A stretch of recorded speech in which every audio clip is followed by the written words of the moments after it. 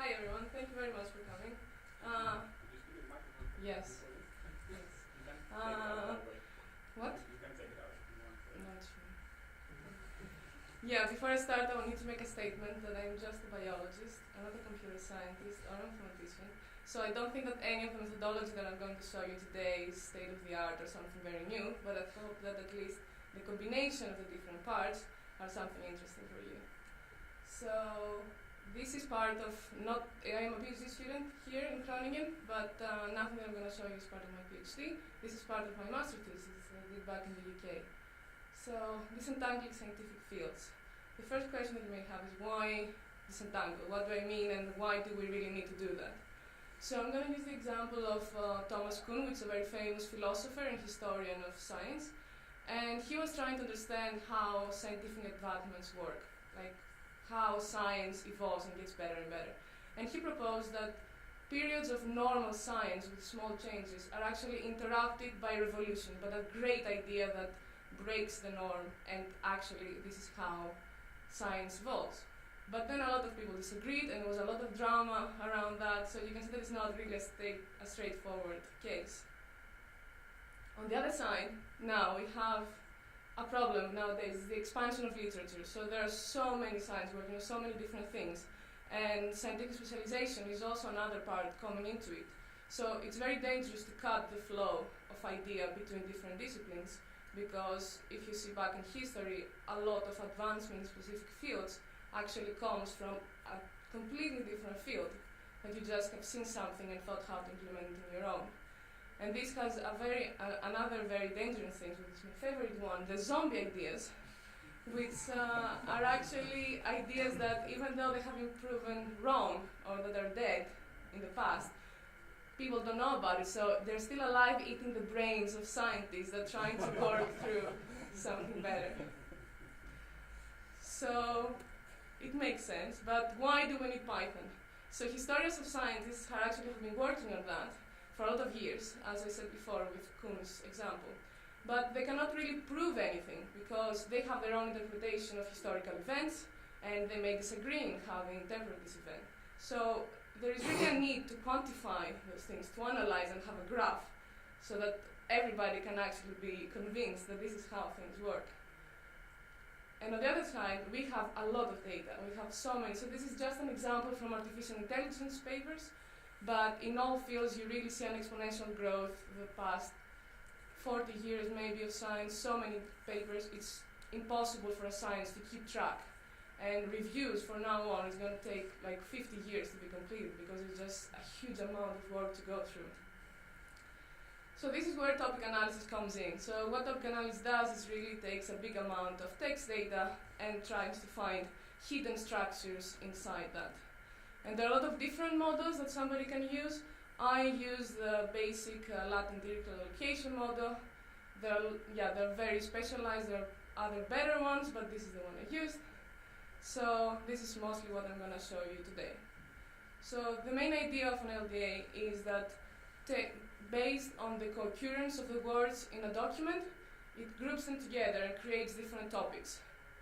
And each topic is actually defined by distribution, a discrete probability distribution over all the words from all your documents. So then if you go to specific topics, you can see which word has actually higher probability is every distribution. And this is how you can understand what a topic is really about. And then it goes on and actually describes every document based on a probability distribution over the topics that it has created. And the basic ingredient that it needs to do that is first a corpus, so a selection of documents, is a dictionary, which is a list of all the important, let's say, words of the document. Some document information that we're going to use for the analysis. For example, for my case is the journal that something was published in, the date that it was published in, and it needs you to define a number of topics. You cannot find it itself. So let's start with data preparation.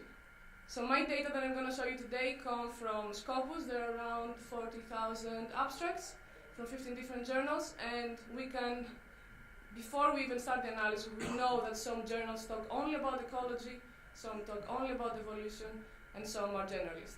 Yeah, it's a case study on ecology and evolutionary biology. Forgot to mention that. So the input files that we get, so you can scrape from a Elsevier all kinds of data that you want from published papers, and what you get is XML formats. So you can have all of them in a folder, go through them, and they're perfect to use regular expressions with, because you can work with look ahead and look behind commands and really extract the information that you want. Take the date that the paper was published, take the abstract of the paper, everything quite fast.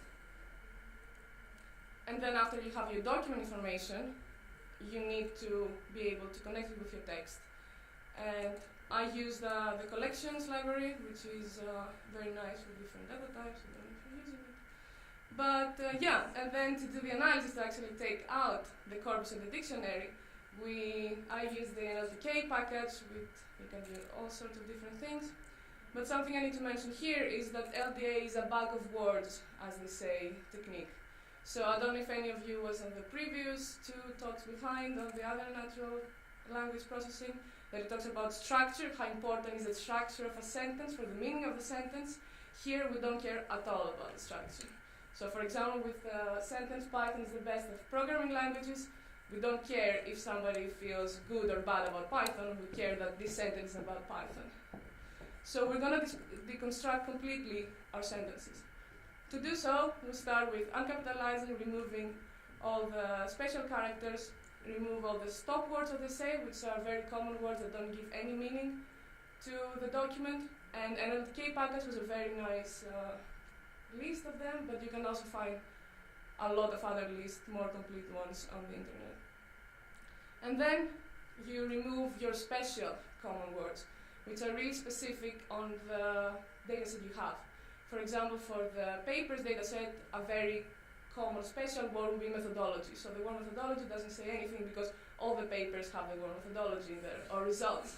So we really don't care to keep that in our model because it's not going to give us something about the topics that it talks about.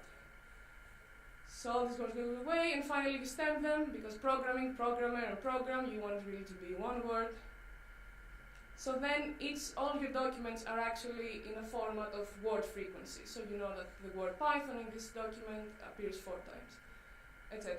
And then the final thing is to cut out more words by estimating the frequency that each word appeared in the whole corpus.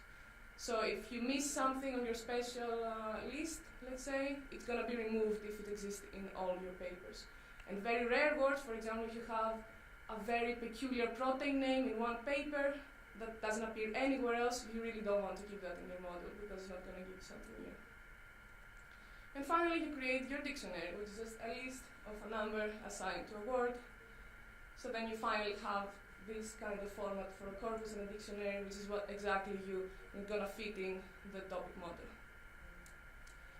So then the next step is to find out how many topics you're going to ask the model to do. And this is a very tricky part because a lot of papers that actually implementing this topic analysis are not giving any information about how they decided on the number of topics. They just said, we did an LDA with 100 topics. Have a good day. And then you don't know why, you don't know what else you could get from it. So what you do most of the time is estimating topic coherence, which I'm not going to get into detail what it does. There are a lot of information online about it, and I don't understand it 100% also. So yeah, it tells you how good a topic is based on a human judgment, let's say. So what we did is run a varied number of models. I ran 20 models for each parameters combination. So for 2 topics until 300 topics, and then estimate the coherence values for all of them. And then you can see that it goes down and then up again. So the area, the range of K these models are the ones that we actually want to keep. And GenSim is the package I use for topic analysis, and it has all the coherence evaluation inside there. Then you need to select a model, because another very tricky thing is that LDAs are based on Gibbs sampling, which means that if you run it once, and then you run exactly the same parameter but with another random seed, you may get a very different model. And you don't want that, because that changes a lot the reproducibility of your analysis. So what we did is we used the stability measure, which says what variability there is between these models. And SciPy and NumPy, of course, are our friends in these kind of things.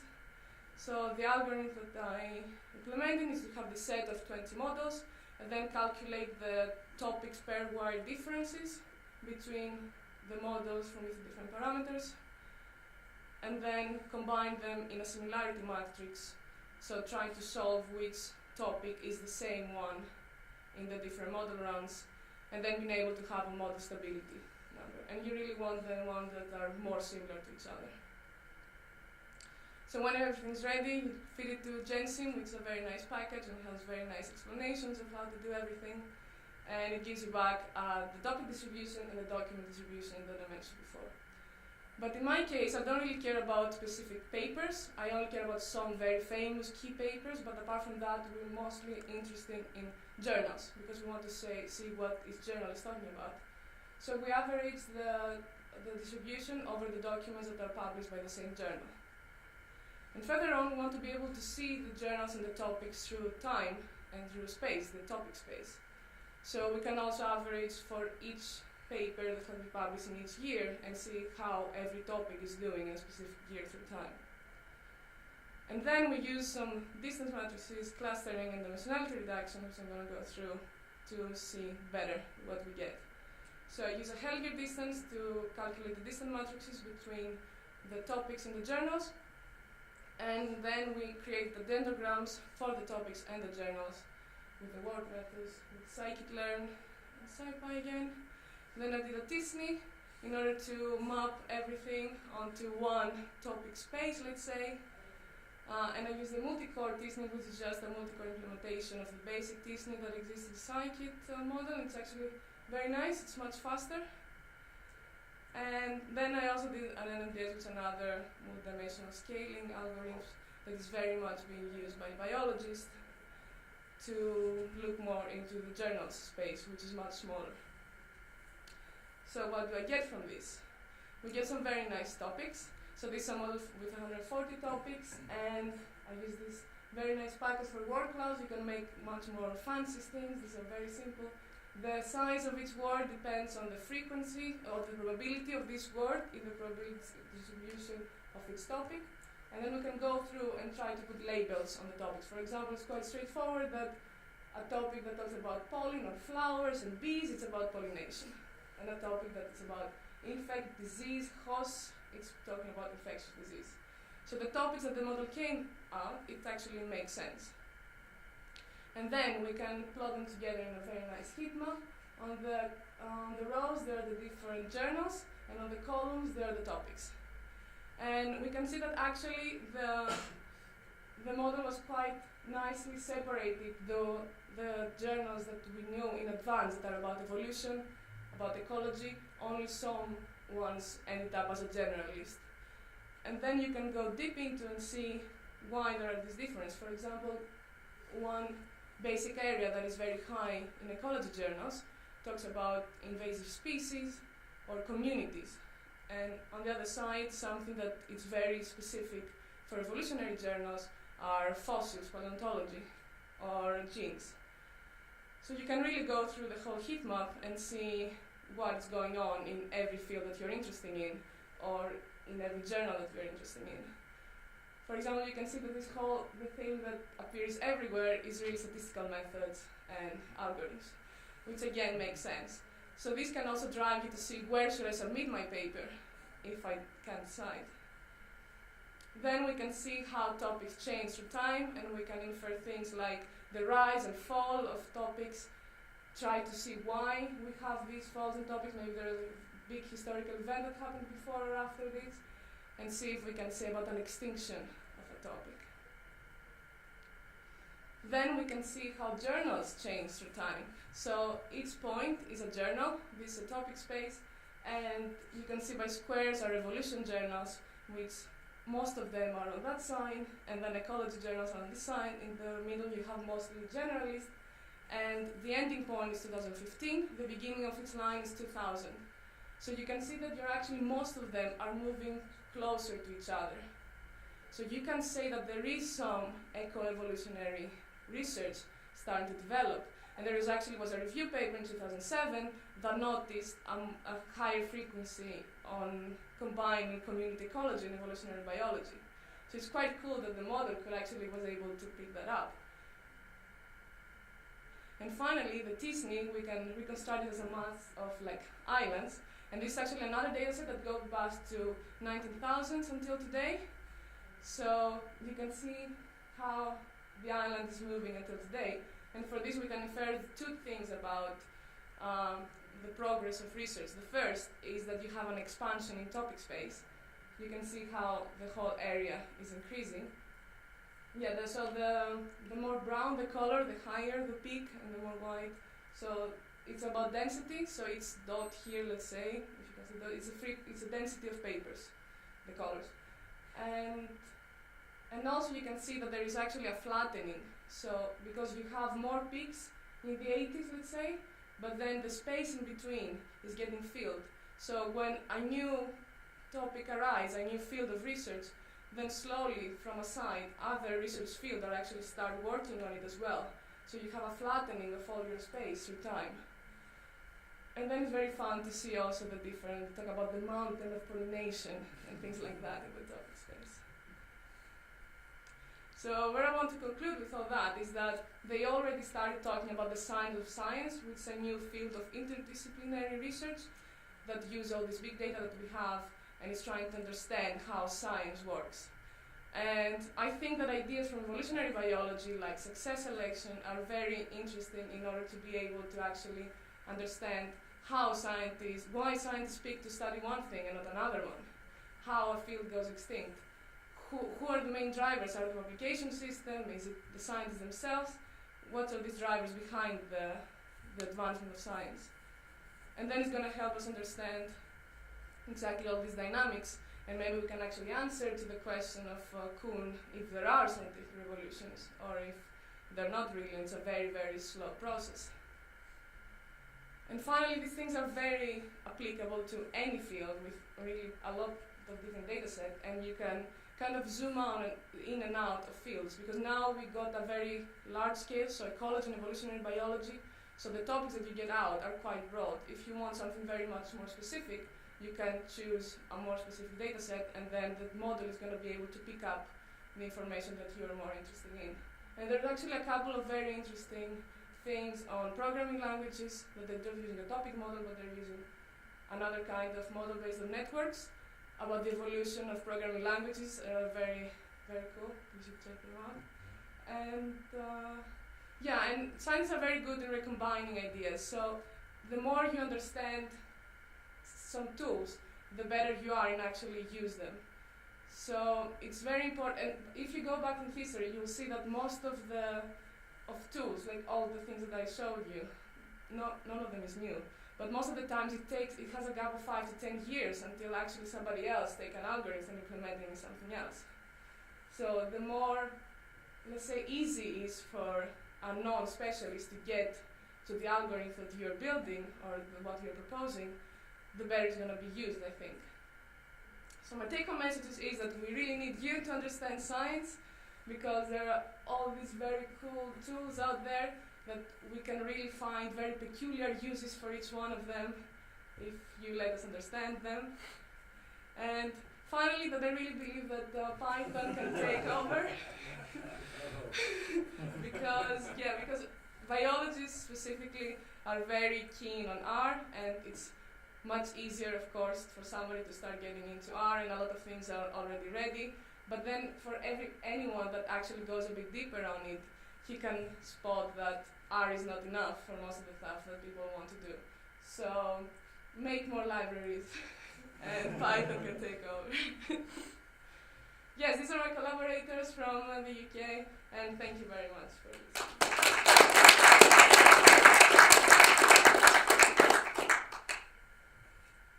Any questions? Yes. So you used LDA to calculate to look for the optimal amount of groups. Mm-hmm. But did you also check with other methods, like non-negative matrix factorization? For the number of topics, you mean? Yeah. So I mostly combined the stability and the coherence thing. So the stability is more to see if the random seeds play an important part, and the coherence about the interpretability. So I kind of try to get a balance of this, because the problem is that there are a lot of information on how to use this, but probably makes sense that there is not one person saying, okay, that this is the way to go. And for example, and most of the papers that are out there are very specialized, so they can take a technique and propose a new technique, but not really combine or tell you which is better to use where. So yeah, I try to make my own combination by kind of like choosing a range based on coherence, and on this range choosing 1k based on the stability, and just take the lower coherence at that point. Yeah, because there's also a principle deviation information criteria, which characterizes large groups. So these are also methods to. I don't know, maybe you can give me more afterwards, because it's exactly what so all of these are made through the internet. So yeah, I really appreciate any extra info. Really nice visuals, by the way.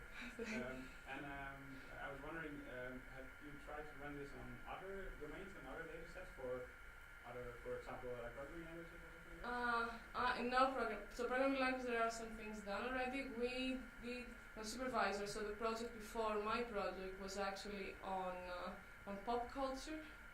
So they did some analysis on pop songs, and to see I think the evolution of the paper is about the evolution of pop and rock music in the US charts. So it's a very fun paper to read, because you can see it answers things like, were the Beatles really a revolution or not? So there's a lot of discussion that goes behind it. But so my Armand Leroy, he's working a lot on pop culture and how you can use evolutionary ideas to work on them. But I'm sure there are more than that. Yeah, so it's very interesting, because I think in a lot of different fields, similar methods are being used, and sometimes they call them very differently. Yeah, exactly. So have you looked at like combining two separate fields to see where the overlap is, and whether they use similar techniques maybe, or similar methods or models, and see where they overlap but they don't use each other's research maybe? I haven't, but so a classic example of what you said that I just remember is another application of the same thing, is the agent-based models and individual-based models. Yeah. So they're exactly the same thing, but biology was always stuck with individual-based models, and then everything that was more like computation-wise was agent-based models. And there is a paper that actually compares the two different data sets and see how much they are together or not. Okay. I don't remember exactly the results, but I can send it to you. Oh, great. Yeah, awesome. Yeah, thanks. Yeah. I was wondering, you talked about discarding words that weren't with low occurrences. Mm-hmm. Like, how did you decide on that? Yes, so the thresholds are very, very tricky, because nobody has a solution of this is the number that you should go for. So I was trying to have my dictionary at the end to kind of have a reasonable number, if that makes sense, and you could see which words are getting cut every time. So you can increase your number and see if a word that gets cut should get cut or it should not. So kind of like so I was using different thresholds, and at some point I realized that no, some of these words may actually are interesting, but the ones that are being cut off in the 0.1, for example, well, the 0.008 was fine. So kind of like that, with trial and error, I get into the specific numbers. For the upper threshold, most of the people propose 70 to 80%.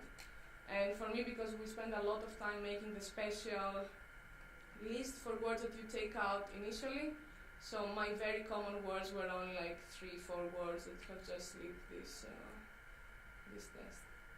But it's a very tricky part, because you can forget, like I forgot the first time the word Elsevier, because it was another publishing company, but it totally skipped my mind, and then suddenly there is a very nice topic about Elsevier, which are all the papers that have been published by Elsevier. So you have to start over and completely rerun all your models, and you don't just run one, you run all these different number of models. So it's much more important than it sounds.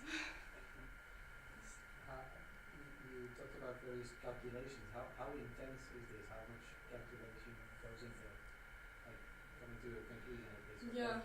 Getting that heat map over so many papers, how much computer work goes into that?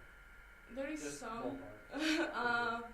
I don't know how to tell you to give you a number on that, but it couldn't run on my laptop, for example. Yes. So it depends on your. For example, I also used so there are a lot of different types of LDA models. There is also one that changes through time, which is one that I really wanted to use, but then I didn't have time. That actually changed the distribution of the topics through time, so allows a topic to evolve. And this is even like it's very, very, very heavy. And even this, because you have to run 20 models for all the different things, and the coherence estimation take forever as well. So I needed like 2 weeks, 3 weeks just for the models to be run in a quite very good computer. Yeah.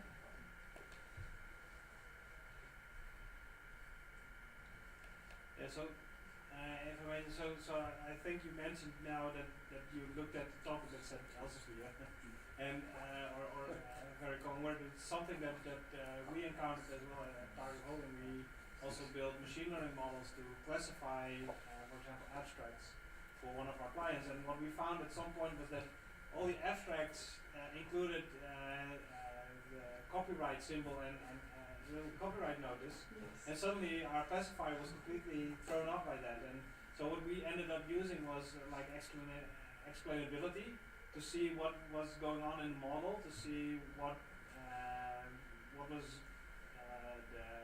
were the words that it based its decision on. So I think if you're going to move more toward that space, that's something I think. What do you mean explainability? Well, it's about interpreting the models and seeing what is going on inside the models. So just to see what kind of words are relevant for the classifier in certain areas. So if you're going to move more towards classification instead of clustering, then that would be something very much to keep in mind. Yeah, true. And you always get so, for example, for the big model that I showed you, the one that goes back in the 1900s, we choose 200 topics, and actually 20 of them ended up being garbage topics, as we say. So they're either other languages, so we had a French, a German topic, and some that were just not making any sense. Some were like some coding snippets that was splitting. So you always had to cut this thing out, but I don't know how you can make it better because. Thanks. Regarding those analysis of papers, do you consider like just one language or all the languages? And if all the languages, first one, which one is it? Only English. Only English, okay. Yeah. Because I had a different analysis problem at some point. I was wondering, is it better to natively get all these extraction of topics and then convert them in one language to analyze, or you should translate the whole text into one language and then basically get the analysis? I don't know if you came across that one. No, because I never thought of doing anything with the other. So in my dataset, the only other language papers were in the early 1900s to like 1920, 1930, with some journals that are like paleontology in German because they're from all the National History Museums. So it was just a very small fraction of topics. So we hope that they didn't change much. So another thing that we do is to make sure that exactly this picking up, that because we also had a very different sampling size during all the years, because from 1900s there were like 50 papers per year, and then suddenly now you have thousands. So we randomly pick 10% of the papers from each year separately, and then we run different models from different samples, so we can be sure that actually what the model is saying is not influenced by that. And most of the times, maybe 1 or 2 topics were missing, but the main information was there anyway. Also, one thing, so in general, I guess some papers are more effective in terms of breakthrough compared to others, I guess, right? So I guess your model considers all papers and gives equal weightage to all the different papers, right? So maybe one topic was mentioned sometimes in really influential paper, but because you are random sampling, is it possible that that can like manipulate data in a way which guides it in a different direction? I don't know if this analysis can do it. So what we did, because this is one part of my thesis, the rest part was really evolutionary biology focused. So what we did then was using measures of success selection, so how actually all this landscape of topics comes from. So if you can, because we use the citations, so we impose citation data on this data set, so we could see if this topic, we built the same map that we built with the TISNI, but for citations. So this was kind of like a fitness map of all these papers. So then you could see actually if 20 years ago you had a very high peak of fitness there, and then 20 years ago on the topic map you have a high peak of topics there, then you can actually say that here citations are actually driving this thing. But I can't think of a way to change the model in order to do so in advance.